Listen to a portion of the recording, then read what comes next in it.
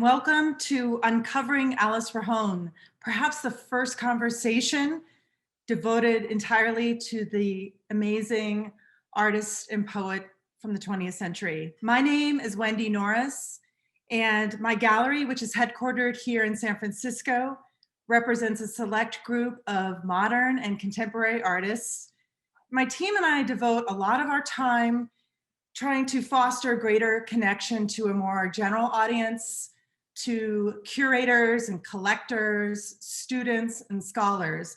And tonight's talk is just an extenuation of that goal that we maintain. We officially added Alice Rahon to our roster in August of 2020 in the midst of this pandemic. And the months leading up to that announcement and following that announcement have been full of studying her work, building an online art archive, and most recently publishing her first English language monograph. So we gather here tonight virtually to celebrate this with the three accomplished writers who contributed essays for this publication, which is now available from our gallery website, gallerywendinoris.com. Alice Rahon, as many of you know, was a poet and an artist who is relatively unknown, but the interest in her has been palpable since we started working with her. The daily emails and inquiries that we've received, and just a testament to the very large and incredibly impressive group of people in our audience tonight, who I am very grateful to, who are tuning in to listen to us. Rajon was born in France in 1904. She then migrated with her husband at that time, Wolfgang Paulin, to Mexico in 1939. And she died there in 1987 as a naturalized citizen of the country of Mexico. According to research for one of our speakers tonight, Tere Arcq, Rajon produced somewhere over 750 works during her lifetime. And in a conversation, I think it was my first conversation with one of our other speakers tonight, Maggie Borowitz, she remarked to me that she was just amazed at how prolific she was, but not only how prolific she was, but also how many exhibitions she had, solo museum shows and gallery shows. And in fact, her first museum show, solo show, was here in San Francisco in 1945, which was then called the San Francisco Museum of Art, which is now our SF MoMA. So our collective goal for tonight's discussion, and we've thought about it just a little bit, is to try to make this work more visually relatable to everyone who's tuning in and who everyone will tune in the future. In a normal circumstance, we would be having this conversation on some podium in the gallery, ideally in the midst of a lot of her paintings. So when we're talking about her surface and her palette and her compositions, you would be able to just ideally turn your head and reference what we're talking to. So we're going to do our very, very best tonight, these three experts and myself, to bring this work as close to home as possible. We don't really intend to tell Rajon's life story. You can read about it in the book, in the essays at the end, and in her biography.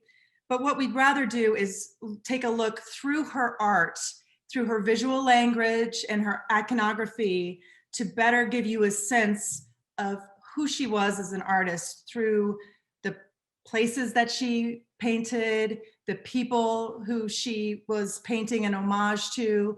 And I think through those kinds of conversations, we're hoping that you'll all walk away from tonight's conversation realizing how very important she was as an artist in the 20th century. So I'm going to try to leave 30 minutes at the end for Q&A. Maybe we'll spice it up a little bit and take a question when our three conversation panelists are not expecting it. But you can submit your questions via the chat function at any time. And we're really looking forward to starting this. So I'm thrilled to welcome three people who I respect and whose work I am now following and have been following in some cases for decades. Tere Arcq Daniel Garza Usabiaga, and Maggie Borowitz, each of whom have penned very thought-provoking essays, brand new research in the book, the monograph Alice Rahon. Tere and Daniel are joining us from one of my favorite places in the world, Mexico City, and Maggie Borowitz is joining us from Chicago tonight. So, bienvenidos. Here we go. So in my brief introduction in the book, I talk about the moment when I uncovered Alice Rahon. I should say it's the moment I really discovered Rajon. The painting that I first saw that really changed my mind was Rajon's self-portrait and autobiography. It was painted in 1948. It's the painting that wraps around the book that we published. It was hanging in a collector's home in Mexico City, and it was hanging next to a Leonora Carrington that I was there acquiring for the Museum of Modern Art in New York. And that painting had such an impact on me that I think it's part of the reason why we're here tonight.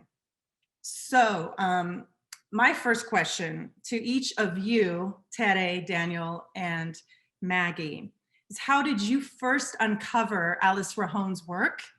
And if you could, by way of that, I know you've had these very long, extensive biographies, but I would enjoy it. I know the audience would appreciate it if you would just introduce yourself and your background and expertise as it relates a little bit, in this case, to Alice Rahon and your first real encounter with her.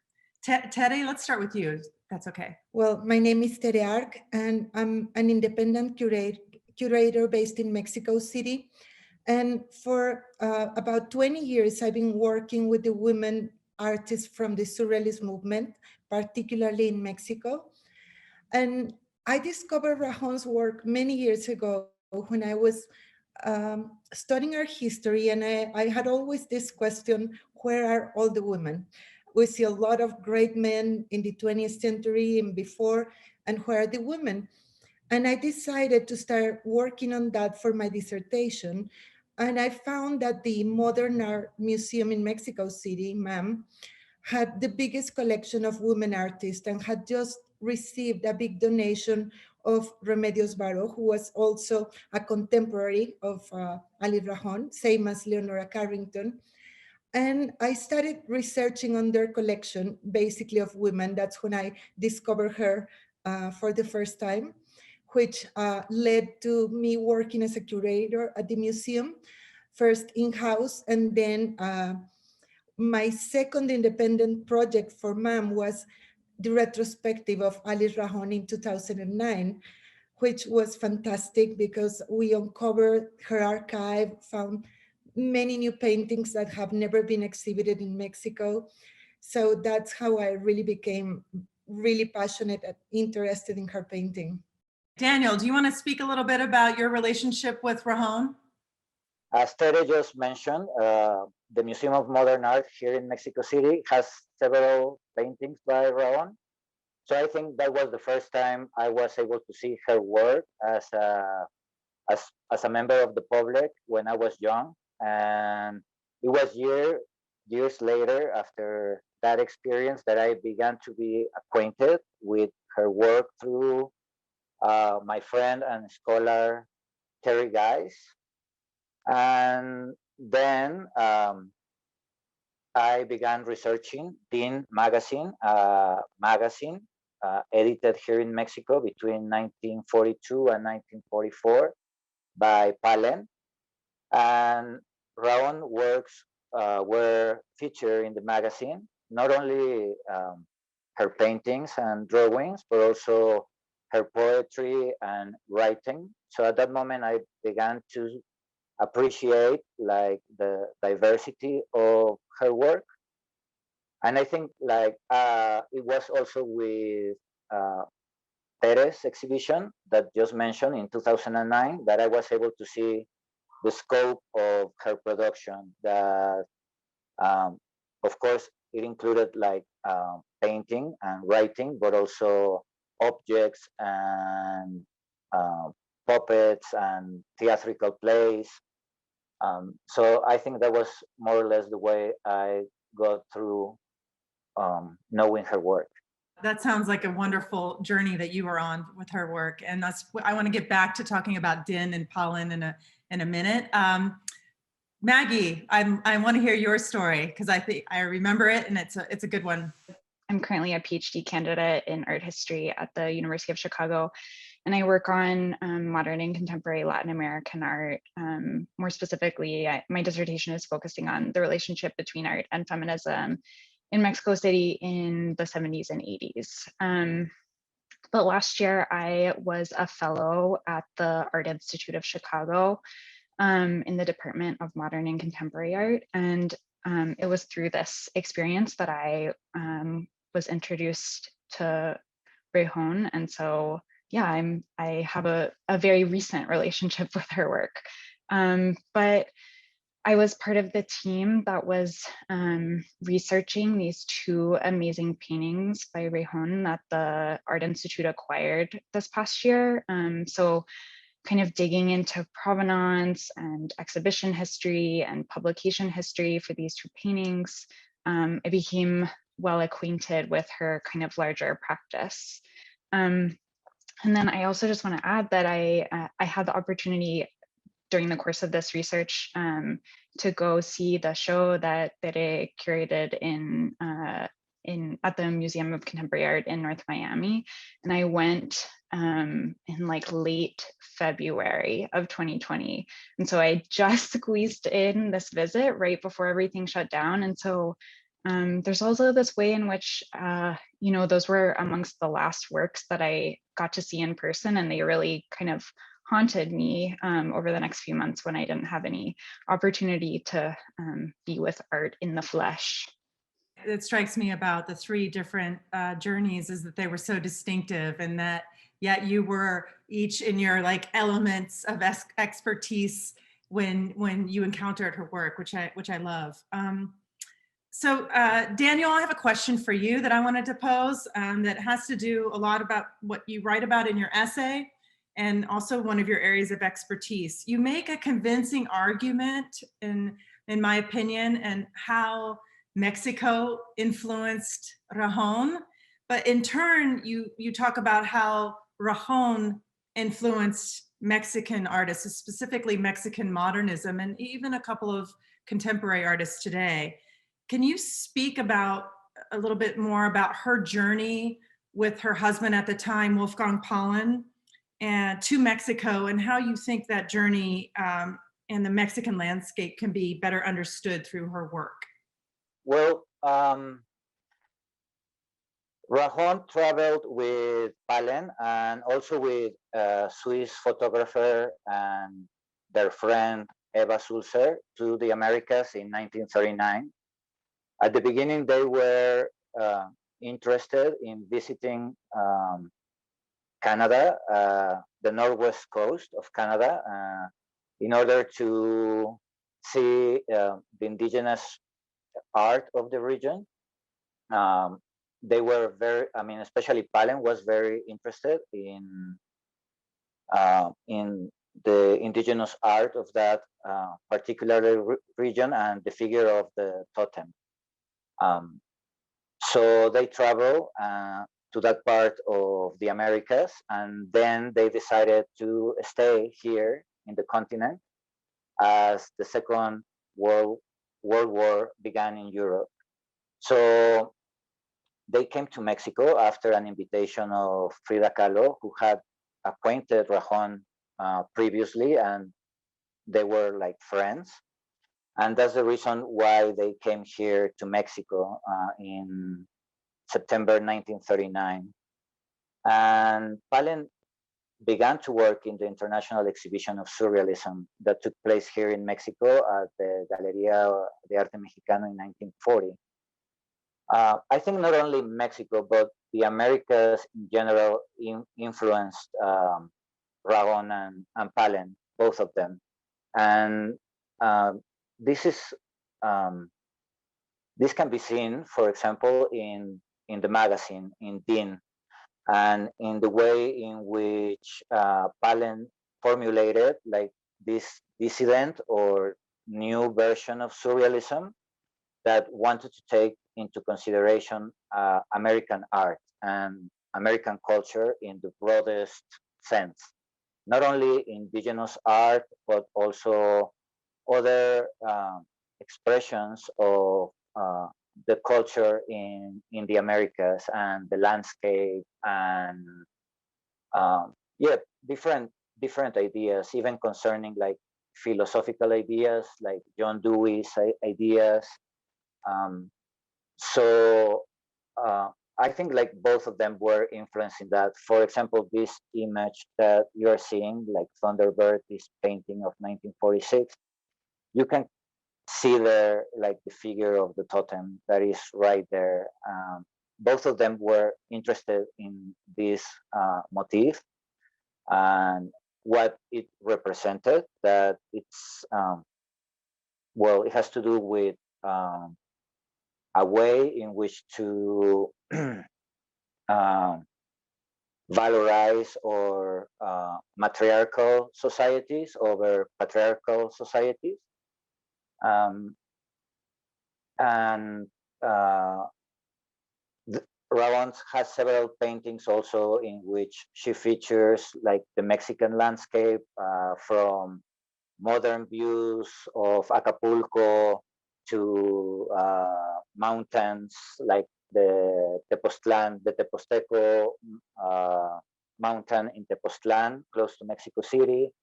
So I think this is some of the influence that she gets like from the Americas, culture, landscape, and art. Then I'm not too sure, but well, since the 1940s, she began to use like sand as a plastic medium in her paintings. I'm sure that Maggie is going to or can talk about this issue later in more detail.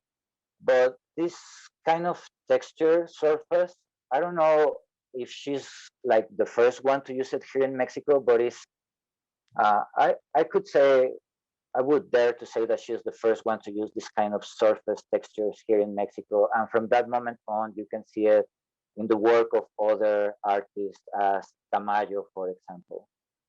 And I think also that Rajon, and not only Rajon, but also other surrealist artists, were of great influence for a younger generation of artists in the 1950s and 1960s that were the first to depart from the realist and figurative mode that is associated with Mexican modernism into a more like abstract or neo-figurative painting. Thank you for that. You bring up surfaces, and that was actually my next question. I'm thinking maybe you should take over from here, but one of the questions I wanted to get to right away, because it is so difficult for people to understand, and I'm really grateful that our production team is posting some of these images online. But Maggie, you researched Rajon's work and her materiality in a way that I was just so grateful to read about it and learn through you.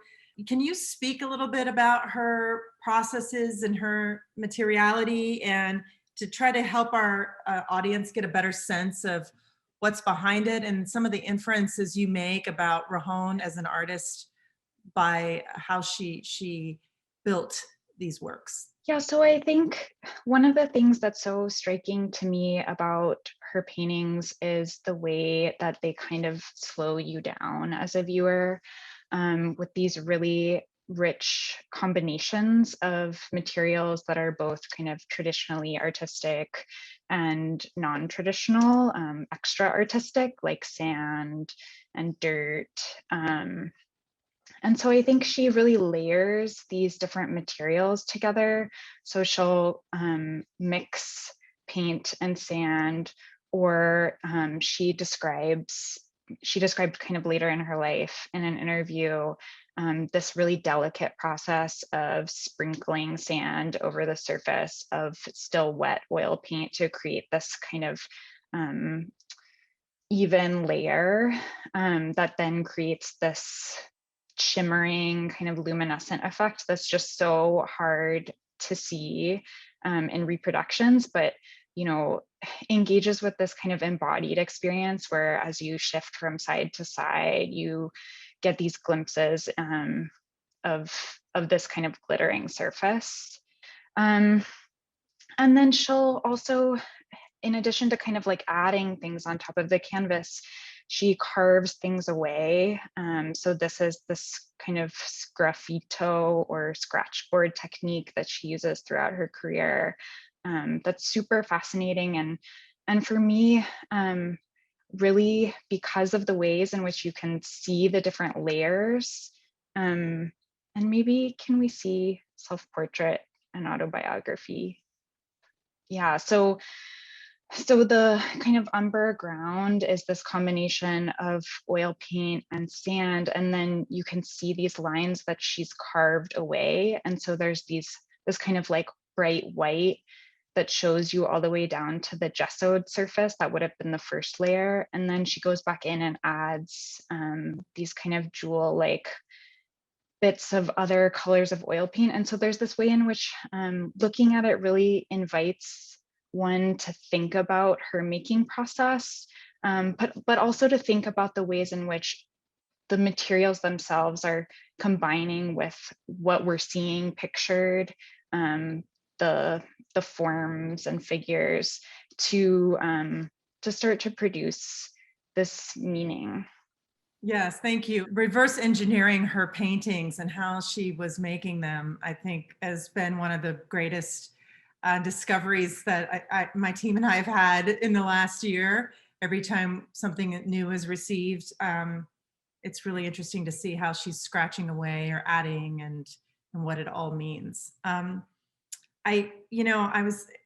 always struck by Rajon's work as it relates to some of the other artists that were within the surrealist milieu, like some of the female artists like Varro and Carrington, or even Miro and Pollen for that matter.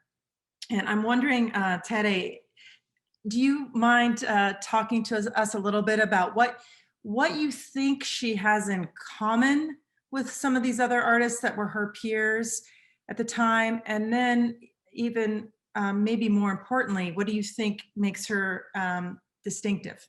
She admired a few artists deeply throughout her life, and all of them she met personally in France. Picasso, for instance, who was a very important influence.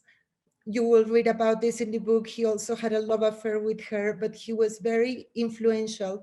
And it's important to tell that at the time, Alice was only a poet.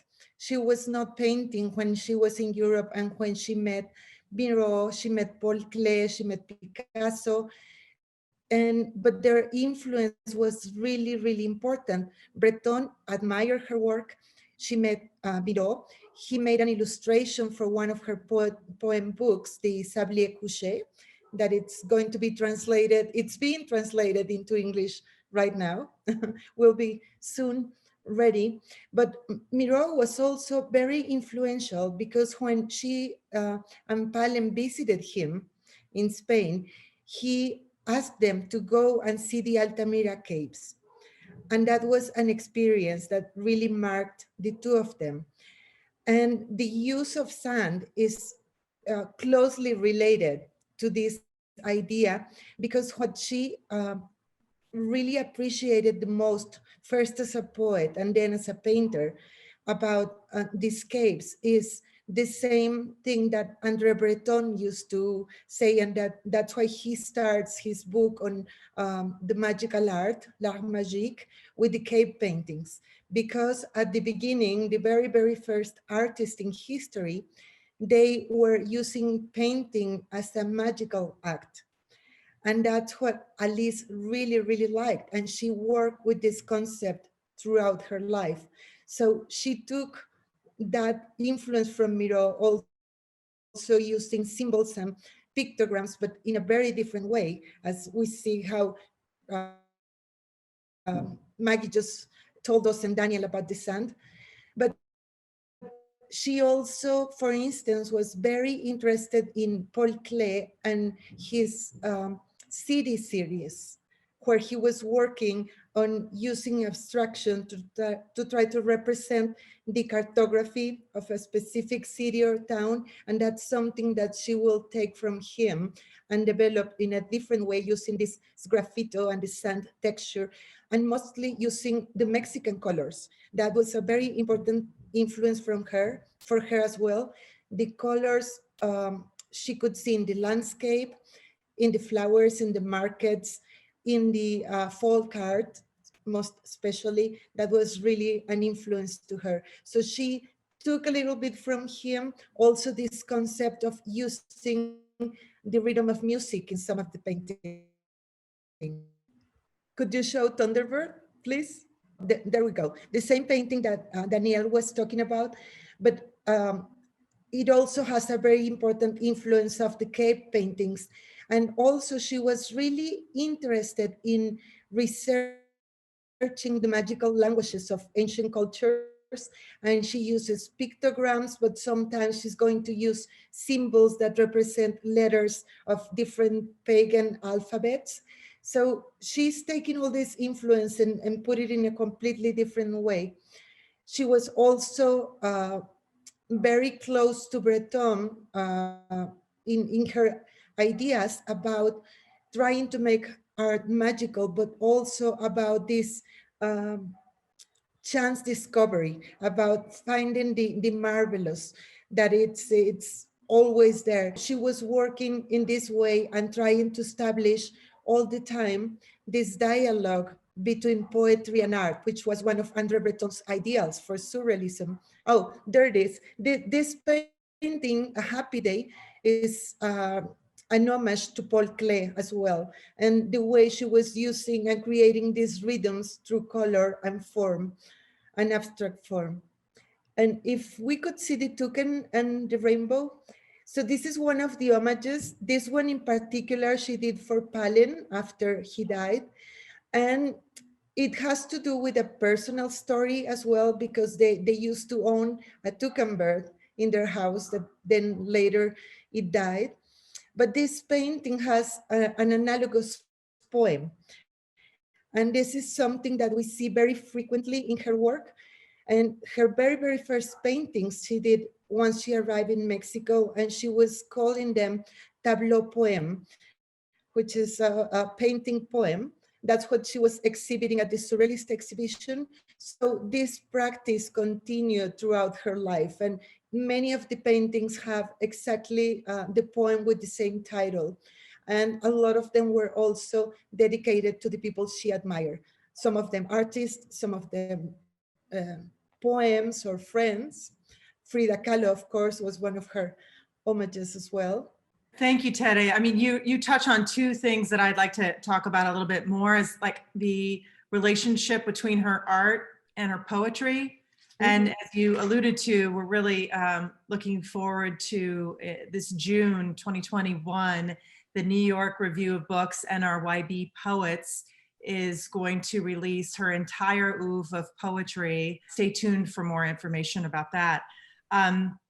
I'm interested also in something that you touch on, and that is the animals that we see, or the animals that are represented and hidden in her work. So why don't, I don't know, we can talk about the animals maybe first and then come back to the poetry, because I do think they're interrelated. I don't know if Daniel or Maggie, you want to talk about this as well, or Tere, whichever one of you, raise your hand. And how do you think they're represented in her work, and why? I can say something like in the larger like discussion of surrealism, which, I mean, not only Rajon but several artists feature animals in one way or another, and I think one of the aims is to show a less instrumental vision of nature, and somehow rescue more a more symbolic or spiritual relation with nature that you can see in indigenous cultures, for example, and that they are like far from the way in which we understand nature in modernity, let's say. So I think one of the strategies of incorporating animals into the artwork of several surrealists has to do with that, to change a relation with nature, and also like to speculate about the human condition through animals, or having as a point of departure like animals. Surrealism is full of those examples, like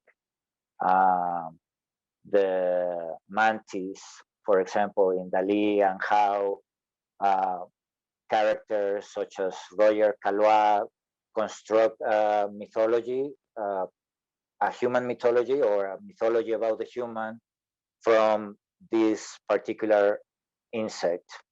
I think like also like Rajon has a lot of elements in which animals, particularly cats, blur into the landscape in this sort of mimesis, which I think is another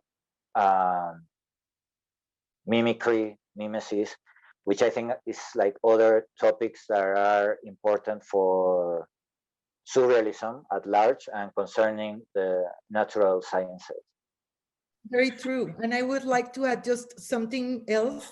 The cat in particular, at some point she had nearly 20 cats. She just loved them, but it was something she shared with the other women, with Remedios Varo and Leonora Carrington, who have also a lot of representation of cats in their paintings. And one of the reasons is because it is believed, and they were all interested in magic, and it's believed that out of all animals, the cat is the one that has the more psychic qualities and some sort of a different consciousness. So she devoted entire exhibitions just to cats. So that's the animal that it's more often represented in all the paintings and works that I've seen, either in reproductions or physically. That's the cat is the most abundant, always. I would often say that her work has a really interesting play between abstraction and representation. And oftentimes the animals are the only things that are identifiable in addition to like a landscape. But I mean, you know, Rajon herself said that she was not she describes herself as not an abstract artist. And I'm wondering, maybe Maggie, I know you did so much research on her as a person and her personality as well.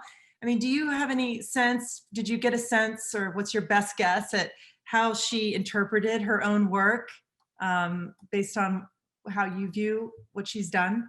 On a number of occasions, she kind of pushed back against people describing her work as abstract or non-objective. And part of this is she describes this kind of not one-to-one, but precise relationship between each of her paintings, her artworks, and some kind of lived experience or thing in the world. So in this sense, there's a way in which I think she saw her paintings as making present something, even if it wasn't directly representing it. And so like maybe coming at things from a slightly oblique angle through animals or landscapes, or through these different materials that kind of garner their own sort of meaning. Yeah, and I think the other thing that's super interesting is, oh, I've lost my train of thought here. Oh, just that, you know, I think she did want to kind of push against what figuration and representational art pointed towards in Mexico at that moment. So these like really very iconographic or mimetic paintings, like muralism and the Mexican school of painting. So while she was trying to potentially maybe distance herself from those forms of representation, but she didn't see her work as swinging so far into abstraction. So trying to kind of find this balance. So one of the words she used to describe her paintings early on was impressions. So I think that's kind of telling, this kind of oblique approach to giving us a sense of what she's trying to present. I think it's a good time to just ask the audience. I think we have a couple of questions coming in, but if you have anything, feel free to send it along in the chat. And while you're doing that, I had another thought that we touched on earlier. One of the amazing things about, among many, with Rajon is that she was this really interesting interdisciplinary artist. I mean, not only, of course, this brilliant poet, but some of the theatrical work she did and the sculptural work she did. And I mean, Tere, I would not be doing my job if I didn't ask you to tell the story about how you uncovered the sculptures in the play. And I mean, it was like nothing short of a miracle. So that's very interesting how she used different media. And she was not only, as Wendi said, a poet and a painter, she also did two very interesting projects. One of them was a short film that unfortunately is lost. And then she also did what it's called the Ballet de Orion, the Orion's Ballet, which is a performance with marionettes that she conceived after the nuclear bomb, when she and Tamayo and many other artists in not only in Mexico, everywhere in the world, they started questioning the fragility of human life and trying to imagine what it will be like if everything was destroyed and can life start again. So that was the principle of this ballet, for which she designed 5 characters, and they are all mixed from different mythologies. So there's the androgyne from the Greek mythology, but there's also the dog, which is Anubis from Egypt. And the ballet, which she wrote the script, and it was supposed to be performed using music from India. She spent some time in India in an ashram with the French poet Valentin Penrose before coming to Mexico. And she wanted it to be performed with the music that is normally played in the Krishna temples. And she drew the 5 marionettes that will appear in a certain order, from the juggler, which is the one that will make the magic to begin life again, and then the androgyne as the first creation, that it's still complete with female and male attributes. And then it will end with the bird of paradise, which is the garden, the new Garden of Eden, where life begins again. And we knew about this because we found in one place the script, and then in another collection, the drawings of the 5 characters, beautiful drawings on black board with white ink. And one of them, one day when I was preparing the exhibition, I went to see a collector who had 2 paintings. And all of a sudden he tells me, you know, I have a little box that she gave me once that it's full of old wires that I was gonna throw away, but I just wanna show it to you to see what you think. And in a little cigar box, there were all these fragments of wires. And we started putting them together, and it turned out it was a marionette, exactly the same one as the drawings. Of course, because of the drawing, we were able to restore and put them together again. And then the same story happened with another friend. So at the end, we found 3 different marionettes that were all in pieces in little boxes about to be thrown away. So they were restored for the exhibition, and it was really nice because we put together the designs for the 5, the 3 marionettes that we were able to recover, and the script of the ballet. I cannot believe you guys put those back together. They're incredible. We have some install shots too somewhere. So thank you. This audience has a lot of questions rolling in. I'm going to start in no particular order. Margaret wrote in and says, thanks, this is an amazing introduction to Alice Rahon. I saw her work at the Surrealism in Mexico show in New York at the Dodona Gallery that Tere Arcq curated. And among other paintings, I was captivated by a small assemblage of her feathers and snail shells, Rendezvous des Rivières, I think it's called. Did she do many assemblages, and how do they fit into her overall work? So far, from what I have found that still exist and in photographs, I think she made no more than 10 that I know of.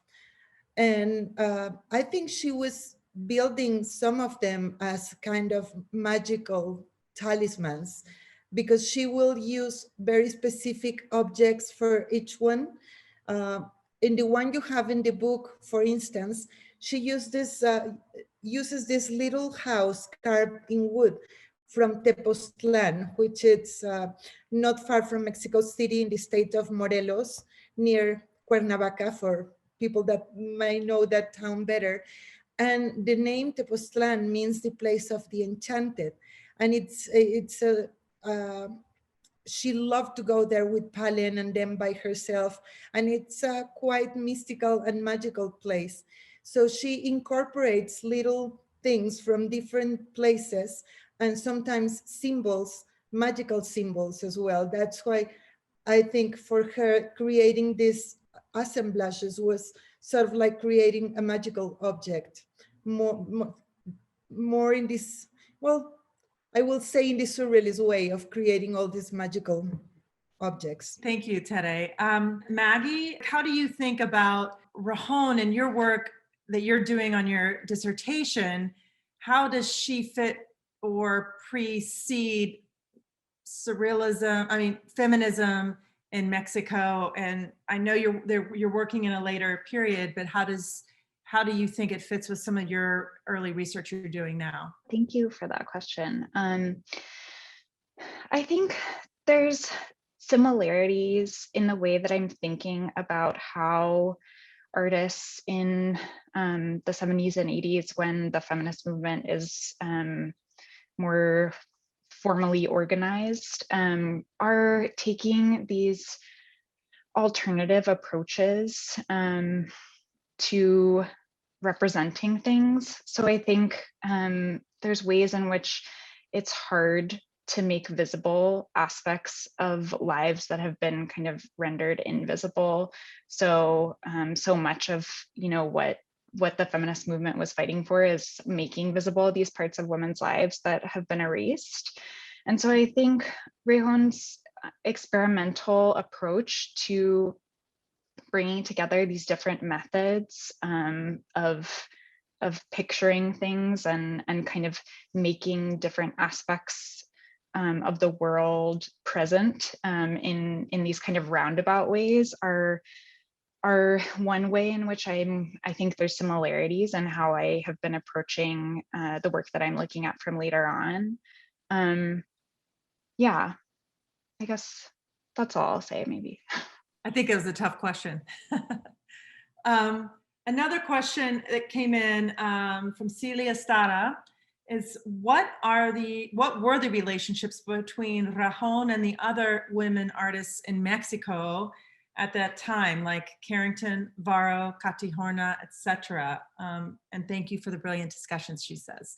Tere, I know this is your bailiwick. I also think Daniel, I would interested to see what he would say, what he thinks about the women, but I want to talk about Palen and Rajon later. But Tere, how do you want to describe their friendships and relationships? They all knew each other, of course, and sometimes they got together in different places.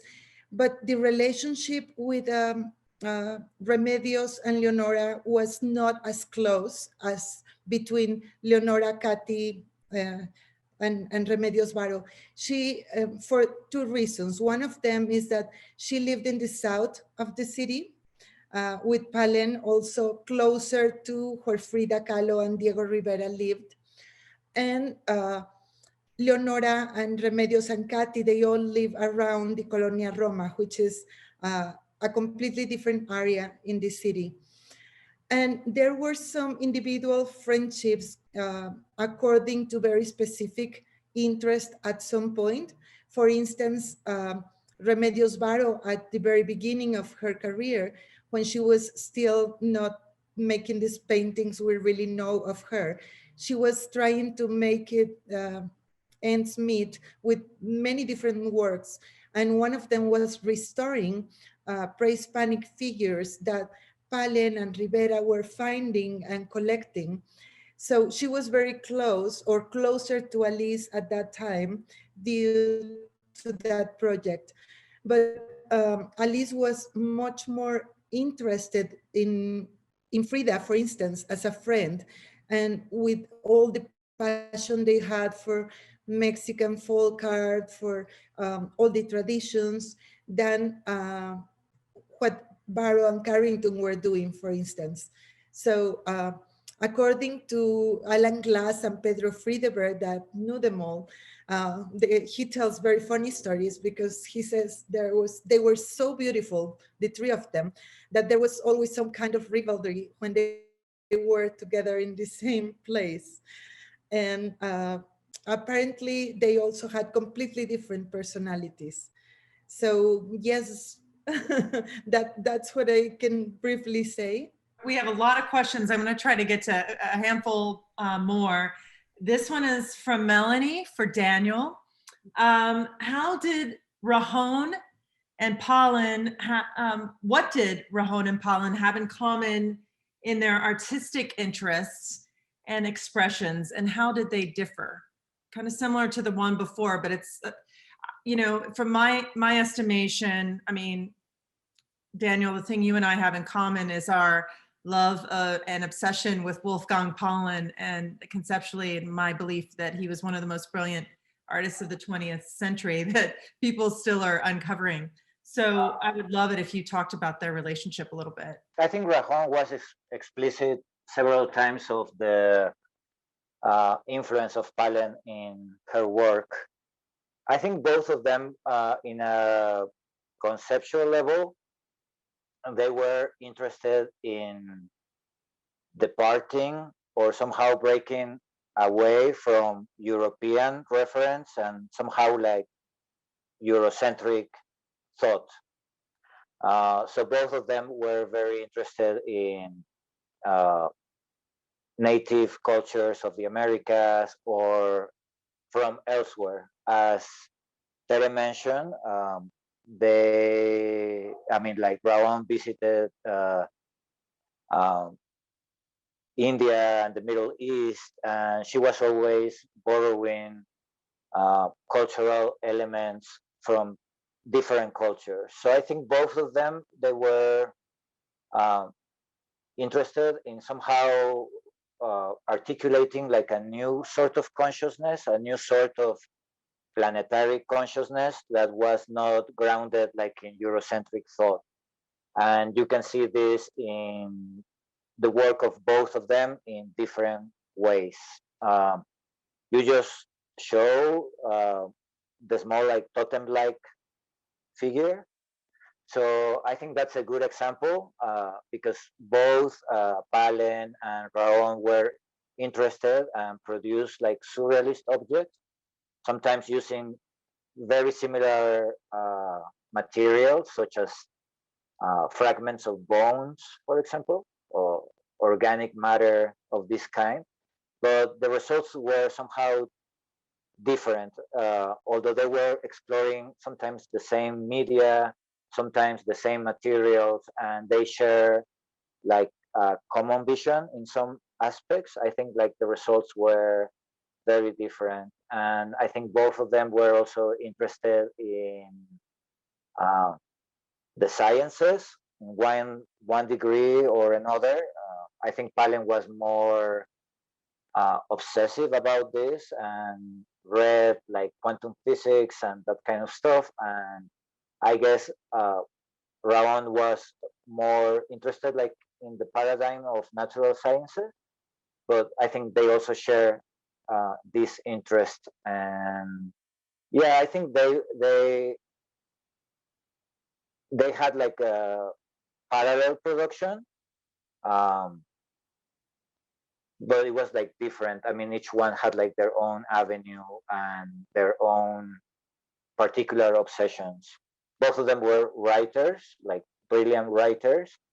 Uh, Palen also wrote plays, um, and yeah. So I think they share a lot of similar concerns and things in general. I think you just gave me an exhibition idea. Hearing you describe it. Thank you very much, by the way. Here's a great question I just love. I don't know who wants to take it. It's from Teresa. It's addressed to everybody, but how did the native Mexican artists and activists regard Rajon and the other European artists, surrealists, apart from their friendship with Frida? I mean, how were they viewed in Mexico? And yeah, I've heard many stories, but I'd be curious if you know any specifically about Rajon and her treatment in Mexico. Unlike Carrington and Barro, she was closer to a lot of the Mexican painters, such as Tamayo, Carlos Merida. Even though he's from Guatemala, we practically consider him Mexican. He produced most of his work here. So she, because also of her interest in Mexico, was very much more focused than the other women. So she could fit in, but not so much with the old traditional Mexican school. You know, it was more with artists that were looking into a different way of things. And one of her anecdotes about Tamayo is that at some point he was so interested in how she was using sand, so they started experimenting together, and he brought her the volcanic sand from Pedregal. So she decided to start using that particular sand for the night scenes, or for instance, for this painting she did as an homage to Angela Davis, the African-American activist. So to represent her in a more abstract way, she also used the black volcanic sand in the painting. So she was close to some of the key figures in modernism, which was not really the case for Baron Carrington. Yes, I agree in general. I mean, like what with what Tere just said. I think she was closer to some Mexican modern artists, and also uh, her influence um, was important for a younger generation. I don't know, like in the 50s, she was sharing the gallery Antonio Sousa, with younger artists at that time, like Lilia Carrillo and Manuel Felgueres, that you can see like in their early work, they are clearly influenced by surrealism, by some methods of automatism, particularly Lilia Carrillo. Palen was also in that gallery, and you can see also like an influence of Palen in the early work of Lilia Carrillo, which is also like an excellent Mexican painter. Um, and and yeah, in general terms, I can say that. I mean, I was going to mention before this exhibition, when they were talking about the relation between woman and early like feminism, in that it was asked to Maggie. There was like in the 50s an exhibition organized by Lola Alvarez Bravo that it was called the Salon Frida Kahlo, somehow in honor of Frida Kahlo that had died like, I don't know, few years ago. I don't remember if it was done in order to commemorate 5 or 10 years of her death. I have to check that.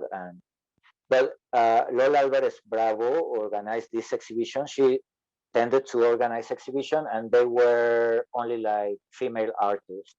And Rajon was there, Orna was there, like several of the artists associated with surrealism were there. So you can see like the first um, experiments, if you can say that, in creating these independent salons only with woman artists, also like to make a balance to the institutional programming of museums that were like full of men, basically, as early as in the 1950s. Maybe I'll just add that the other thing that I think is interesting about Rajon, kind of in the context of the art scene in Mexico, is Wendi kind of mentioned this early on, but just how many exhibitions she was a part of and how that was kind of different from some of the other women artists like Varro and Carrington and Kahlo, even, that Rajon just had so many solo exhibitions, both in Mexico and around the US. Patricia Watts had a great question, and I'll end it there. And I thought Maggie was answering it for us in some way, which is great. Out of the 700 plus paintings that Rajon made, how many are located in collections and how many are missing still? Well, I cannot say the exact number because a lot of the paintings that were located at some time then change hands, as it happens with all the artists with auctions, and new ones show up every day. A lot of them that I have registered through photos, through newspapers, through exhibition catalogs.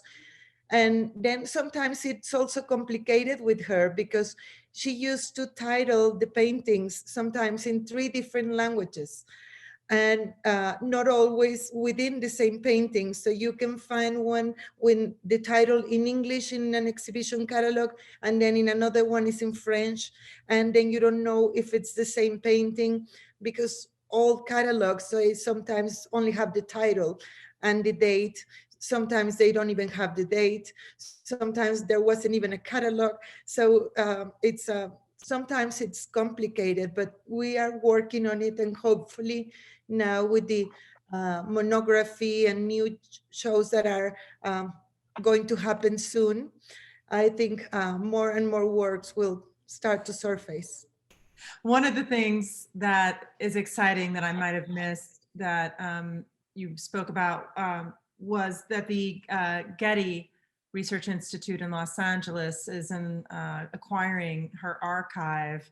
And as many scholars and researchers know, they do allow, for very specific reasons, scholars and academics who are interested, and to see her letters and archives and the notes that she kept, which are pretty wonderful. I currently have a student at Yale who is working with a team in Mexico City. We're trying to pull together her online archive, not in collaboration, but loosely collaborating with the Getty, trying to figure out, in most cases, like in the case of like a Leonora Carrington, there's already somebody who had been doing that work before, or Dorothea Tanning, whose foundation I work with really closely. So in absence of that, we're trying to do that work kind of separately and outside of what we're doing in the gallery per se, but she's just too important of an artist for us not to take that on if we can. And, maybe it lives slightly outside of the gallery.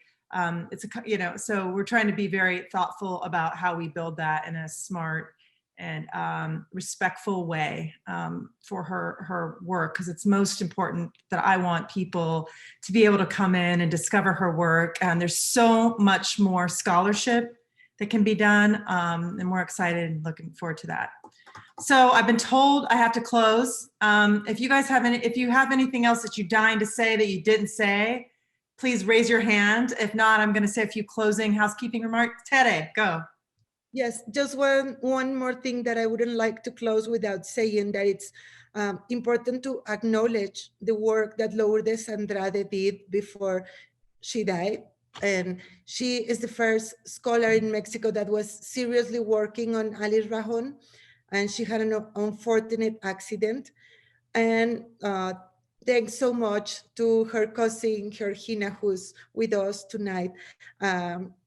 we learned so much about Alice.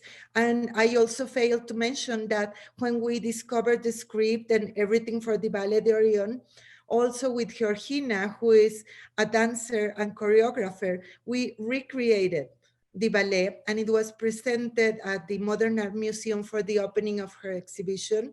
And then it was presented again at LACMA during the In Wonderland show that I co-curated there with Eileen Ford. So I think it's important to acknowledge the work of Lourdes as well.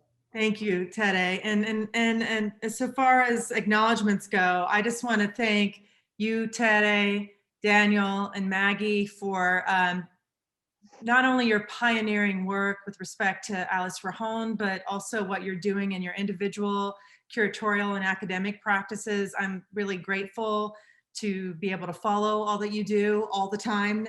And I'm really thankful for your time tonight.